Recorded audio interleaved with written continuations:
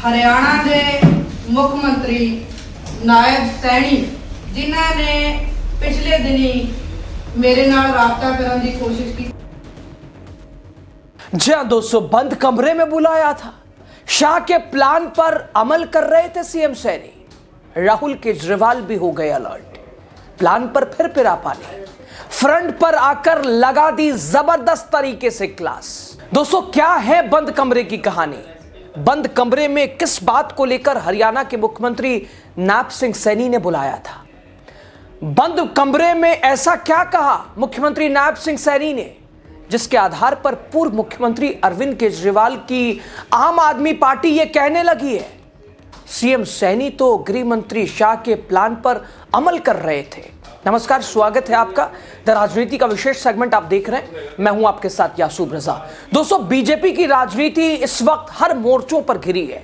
फिर चाहे नेता प्रतिपक्ष राहुल गांधी को राष्ट्रपति के अभिभाषण पर बोलने की इजाजत न देना हो, चाहे अमेरिका से ट्रेड डील करके भारत के किसानों को मुसीबत में डालना हो, फिर चाहे विपक्ष महिला सांसदों पर यह आरोप लगाना हो कि उनसे प्रधानमंत्री की जान को खतरा है, या फिर कांग्रेस के 20 से 25 सांसदों ने लोकसभा स्पीकर ओम बिरला से बदतमीजी की हो। दोस्तों, असल में क्या हुआ उसकी सच्चाई संसदीय कार्य मंत्री किरण रिजिजू ने वीडियो जारी कर बता दिया। अब इसी बीच एक नया मामला सामने आ गया है। एक नया आरोप बीजेपी पर लगा है। बीजेपी पर आरोप लगाने के लिए स्पेशल तौर पर प्रेस कॉन्फ्रेंस की गई है। प्रेस कॉन्फ्रेंस में जो बात निकलकर सामने आई है उससे मुझे बीजेपी खुद को आपदा में फंसी देखकर अपने लिए अवसर तलाशने लगी है, ऐसा लगता है।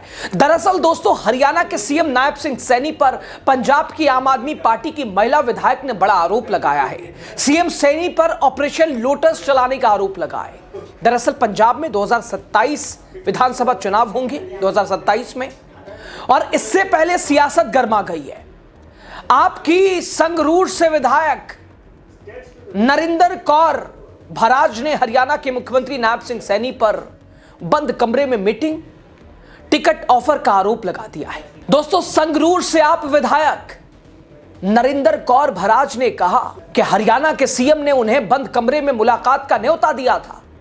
उन्हें पंजाब की अगली राजनीति पर चर्चा करने और बीजेपी की ओर से संगरूर से चुनाव लड़ने का ऑफर दिया गया। हालांकि विधायक ने इस प्रस्ताव को सिरे से खारिज कर दिया। नरिंदर कौर भराज ने कहा कि जिस तरह पूरे देश में ऑपरेशन लोटस की चर्चा है, उसी तर्ज पर हरियाणा के सीएम ने मुझसे संपर्क किया। उन्होंने मुझे बंद कमरे में मीटिंग का प्रपोजल दिया ताकि पंजाब में बीजेपी की अगली रणनीति पर बात हो सके, लेकिन मैंने इनकार कर दिया। साल 2022 के पंजाब विधानसभा चुनाव में नरिंदर सिंह भराज पहली बार विधायक बनी थी। दोस्तों, उन्होंने सीएम नायब सिंह सैनी ने कुछ दिन पहले उनसे संपर्क किया और पंजाब में बीजेपी की योजनाओं पर चर्चा करने के लिए एक बंद कमरे में बैठक का प्रस्ताव रखा। इससे पहले भी सरकार बनने के बाद आम आदमी पार्टी ने आरोप लगाया था कि बीजेपी सरकार गिराने की कोशिश कर रही है।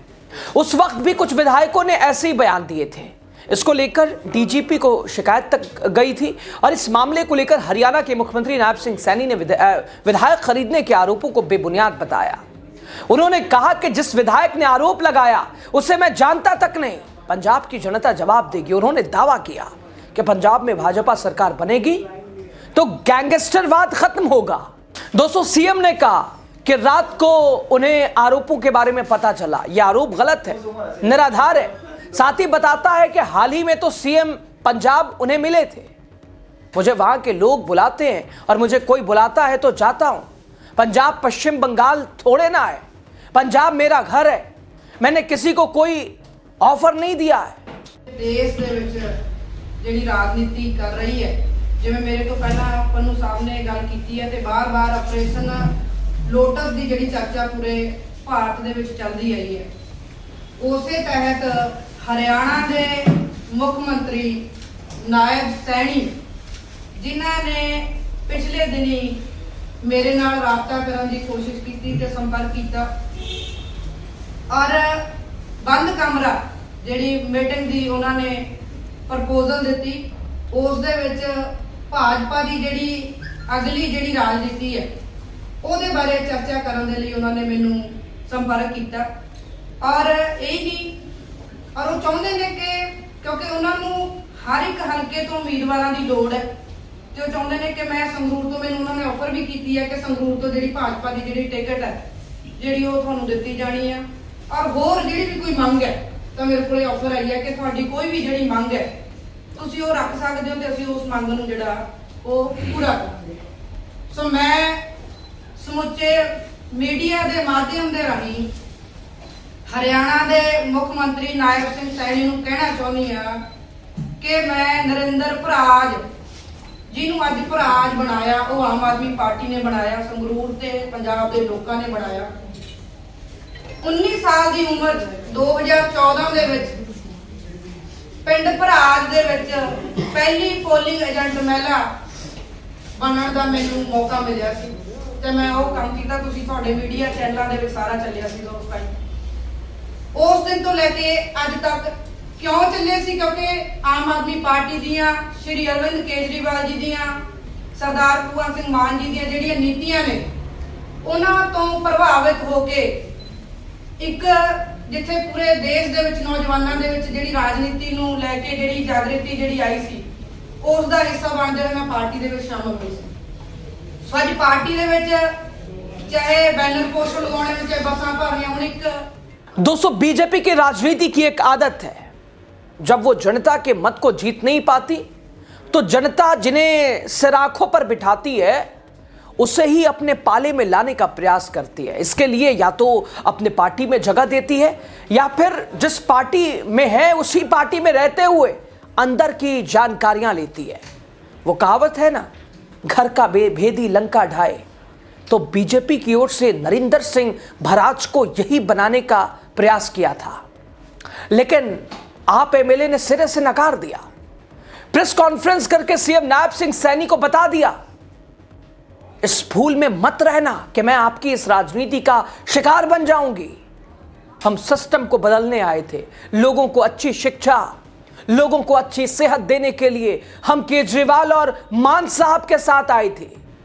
आज उस चीज पर हम डट कर खड़े हैं। साथ ही दोस्तों, आप विधायक ने कहा हरियाणा के सीएम नायब सिंह सैनी जिस तरह से आजकल पंजाब में घूम रहे हैं उससे यह लगता है कि भाजपा ने उन्हें डेपुटेशन पर पंजाब में भेज दिया है। हम पार्टी के डेडिकेटेड वर्कर हैं, कल भी थे, आज भी है, भविष्य में भी रहेंगे। सुन रहे हैं, खरीदने आए थे, हम बिकने वाले हैं, सब एक बराबर हैं।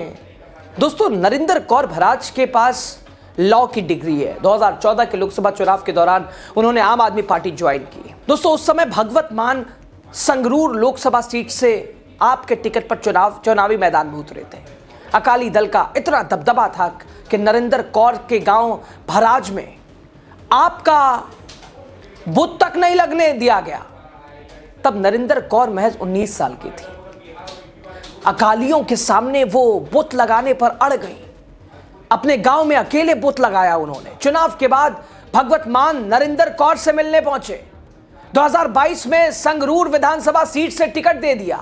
मुकाबला कांग्रेस के मंत्री विजयेंद्र सिंगला से था। चुनाव के वक्त वो 24,000 की प्रॉपर्टी और एक स्कूटी की मालिक थी।